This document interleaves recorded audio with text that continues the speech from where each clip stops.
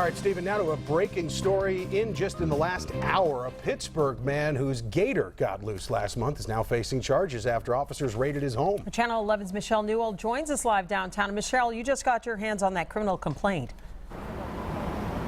That's right. Police just charged Mark McGowan with cruelty to animals and endangering another person. And we just picked up this criminal complaint. There are 33 different violations listed here. This all stems when McGowan's alligator escaped on Rutherford Avenue in Beechview last month. After that, police and animal control went to check on other animals, and according to the criminal complaint, McGowan told police since last year he had up to 400 animals inside his home.